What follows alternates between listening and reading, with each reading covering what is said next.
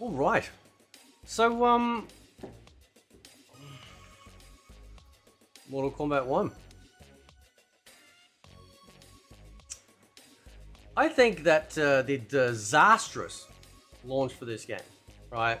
Absolutely woeful, start to this game, right? We're going to play some endings while we have a chit chat.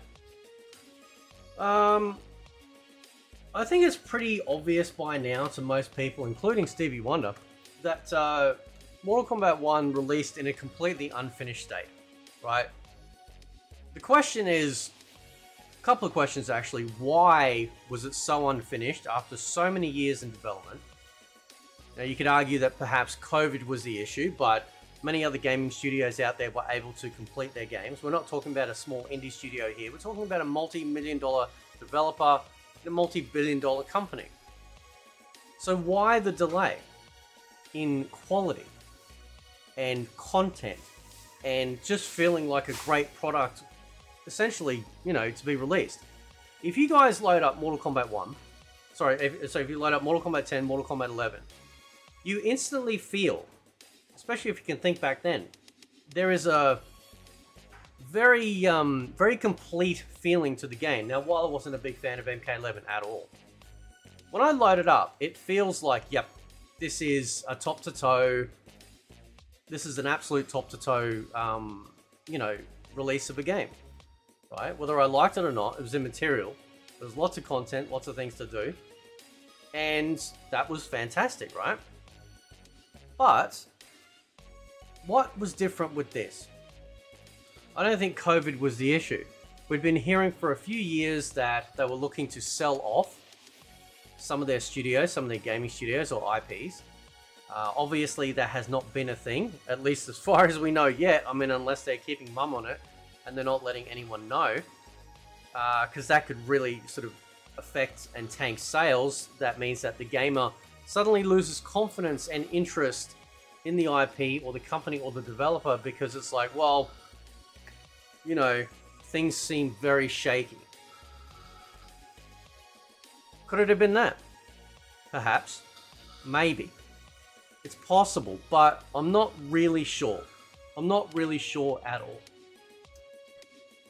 What I think, right, is the fact that because Warner Brothers have been bleeding money for quite a long time, and they wanted to get the essentially the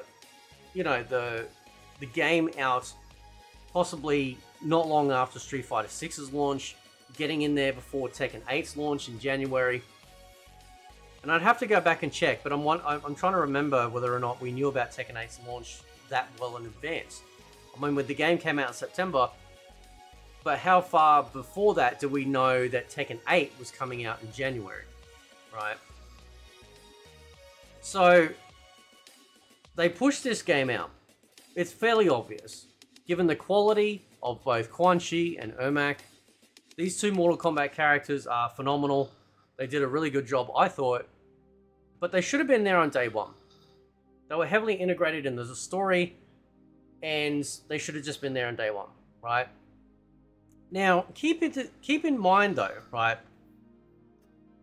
The game still has a lot of problems, alright? Even with after all the patches, that sort of thing, nothing has fundamentally changed to the game to go, yes, this feels like a very different game on launch to what it feels now when it comes to gameplay, right?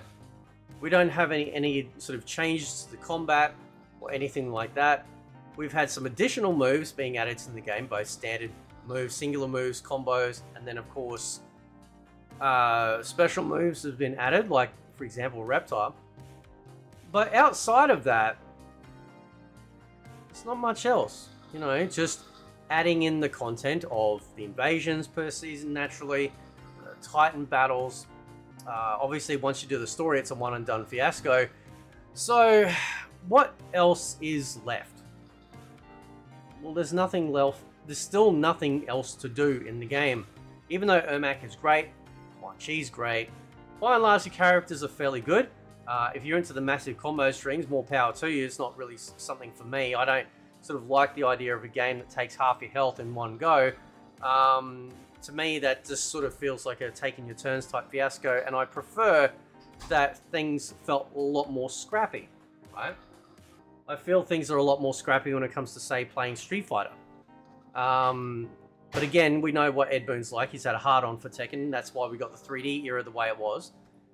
And therefore, going down the track, you know, they have just continually built upon this sort of combo-styled outcome of, like, let's try and do massive strings, you know, in one go, you know, every single time, right? Not a fan, okay? I feel like Street Fighter 6 is a more grounded, much more fairer fighting game out there, adding on with Grand Blue Fantasy versus Rising. So I think they pushed it out to try and get it ahead of Tekken 8. But I also think they pushed it out because they were afraid that if they waited too long, then by the time it would come out beyond Street Fighter 6, beyond Tekken 8's launch, which are the two threatening IPs, then it would have both looked incredibly dated in graphics wise. It would have absolutely looked just absolutely content starved in comparison to the other two. Could you imagine launching MK1 right now? Right? You get your story and you get your invasions. That's it. We still don't have rooms. We still don't have lobbies. We've only just recently got crossplay. And then, of course, we've got invasions. And then the absolute direct comparison of invasions compared to everything else that both Tekken 8, Street Fighter 6, and Grand Blue offer would have just been just laughable. Absolutely laughable, right? And that's kind of scary. Like, that they, you know, that they really, for whatever strange reason, had no idea what they're doing. But I don't necessarily agree with that either. I think they knew exactly what they were doing when it came to the design of the game, and they have been leaning heavily into what feels like a very expensive AAA mobile title. The menus feel lackluster, right? The game mode of invasions feels like, it just feels like a mobile game, right? Walk, fight, dodge stuff, walk, fight, maybe an ambush, walk, fight, dodge stuff, walk, fight. That's it. The seasonal tower is a massive grind. I think I was reading this morning. It's up to level 90, so you get all the woeful colors, by the way. Terrible colors, right? And what you find in a lot of mobile games is a lot of mediocrity. A lot of crap. A lot of stuff that just looks just awful. You know? And then they put the best stuff, like what we've seen with the shop, right? Or maybe locked it away at the end of the invasions for like a particular skin from the boss. We see this stuff locked away either behind a paywall or an obscene amount of grind to get this content, right? So I find that very telling on where their direction has gone when it comes to their thinking on getting this game out when they did. After 4 years of development, when other studios out there were able to produce games of a far better quality, regardless of the genre, to get it out there, to give their fan base exactly what they want, right? Because Street Fighter 6 came out in the same year. And Street Fighter 6, you know, the development would have been there with COVID. It's not like it was any different. It absolutely would have been there with COVID, okay? And this is the problem, right? So maybe it's a combination. Maybe it is a combination. Maybe they were hoping they could sell this crap off, but at the same time developing the game and hoping that it would at least cover some of the losses or massive amounts of millions of dollars that they're losing as a company, to hopefully like stave away the, you know, the complete and utter ruin of Warner Brothers Studios. Now, most of us sort of agree upon the idea, right? On the fact that this game was Injustice 3, right? It was Injustice 3. It feels like an Injustice game. And while they have removed many of the things that we didn't like about from the Injustice series, like massive amounts of gear pieces, interactables on the stage, it's very floaty, okay? They toned down the expertise required to be able to do these combos so that anyone can do them.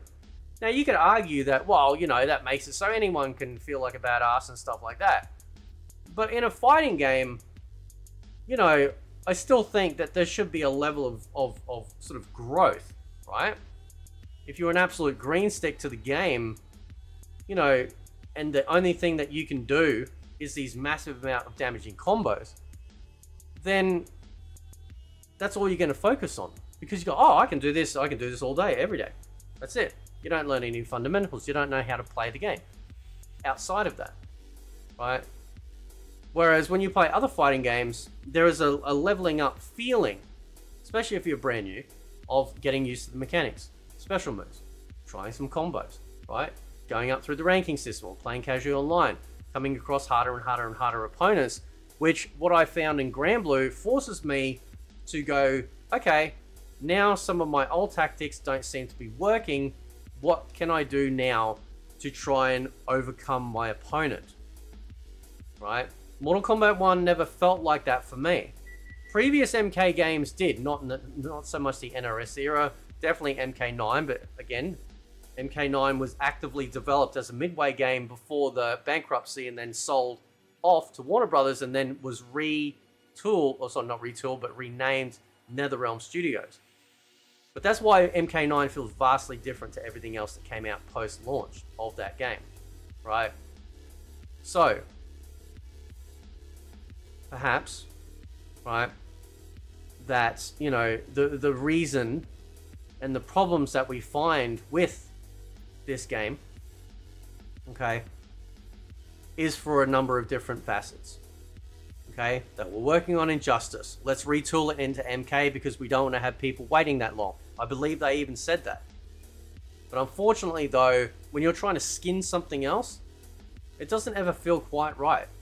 And that's why Mortal Kombat 1, to a lot of people that I have seen both in my comment sections and on forums and comments I've seen on Twitter, where people go, this doesn't feel like an MK game. This feels like something different. It feels like it's another game and we have a Mortal Kombat 1 skin over the top. And so it feels like ever since launch, there has been a massive amount of effort to try and pull it back from complete and utter disaster so we can actually get some semblance of an MK game. We have MK characters, sure, but all the stages are very pretty or whatnot.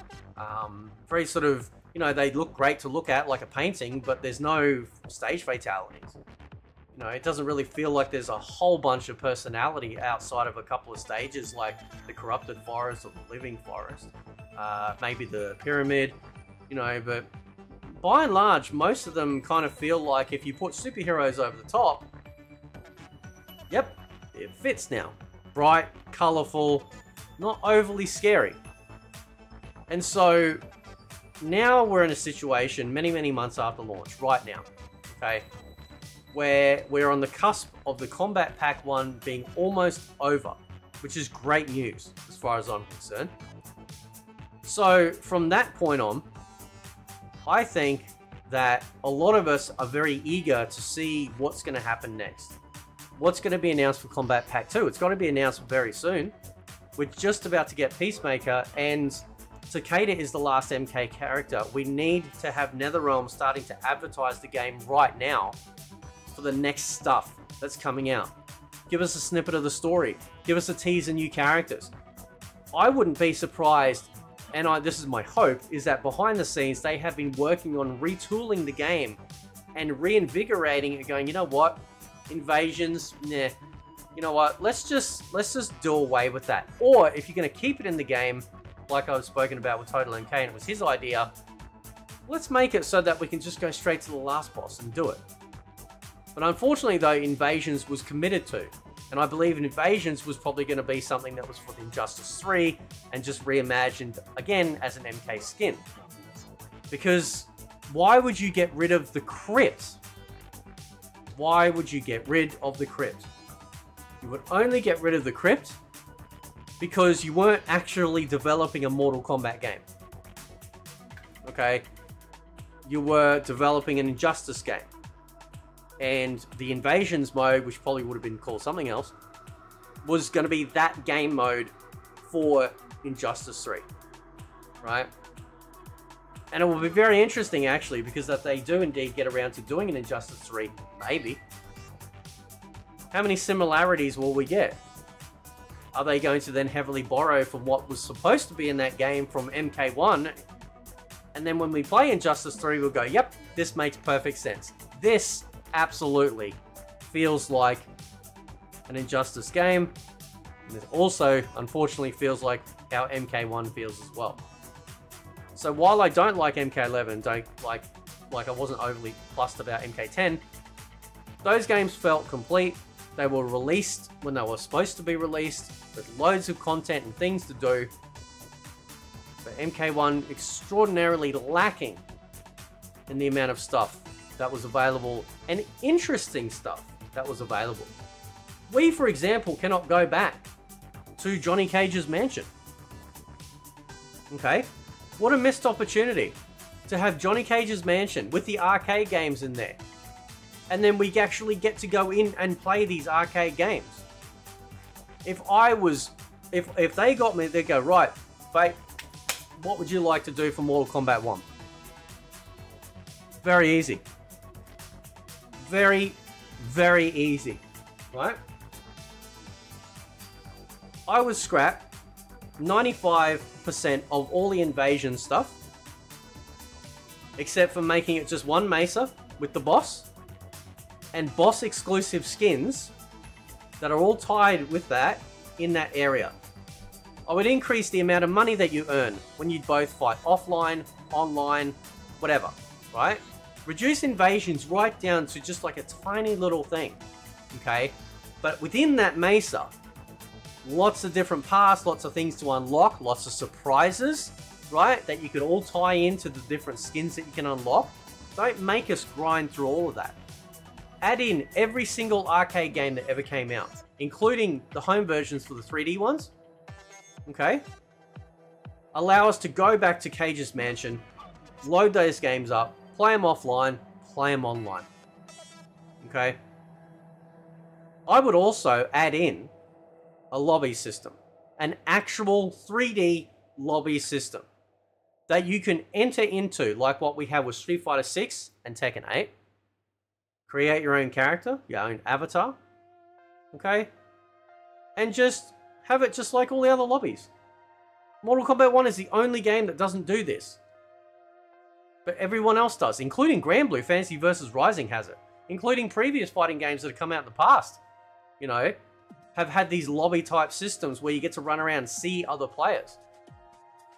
Make it so that when we're looking this menu right here, that we have random characters walk out after, like, say, 4 seconds. Fight. Beat each other up. Finish him. Commit a, like, do a fatality. Walk back out.